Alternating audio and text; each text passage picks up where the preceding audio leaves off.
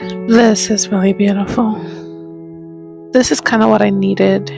I needed to get out the house and just decompress, debrief, and try to navigate the rest of this year, really. I have temptation to do like really big things, but at the same time, I don't know what those big things look like. I really do appreciate living here. I was in a cab this morning talking to the driver, telling him how many times I've moved. I told him originally I moved from Nigeria to New York, lived a huge chunk of my life from preteen kid all the way up to adulthood, 32 years in New York City. And then after 32 years, we decided to come to Texas, specifically San Antonio. And I love it in San Antonio. With moments like these, how can you not? I'm still lamenting a little bit of New York. I'm releasing it, letting it go, because New York was really traumatic for me. And I don't think even I digest how traumatic it was living in that city for me.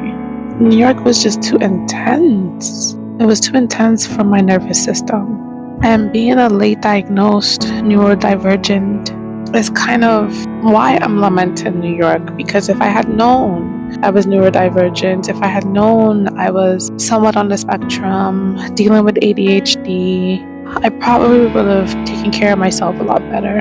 I probably would have aligned myself with better people. Maybe my family would have taken care of me with ease and not with a hammer.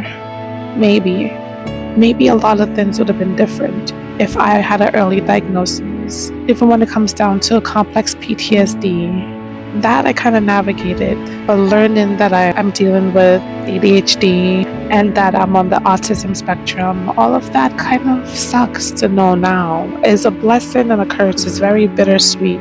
I'm glad that I know now so I can kind of navigate the rest of my life, but looking back at when I had a lot of energy, when I had a lot of zeal, when I had a lot of curiosity, and even when I had a lot of inspiration when I was younger, it would have helped to have known my diagnoses.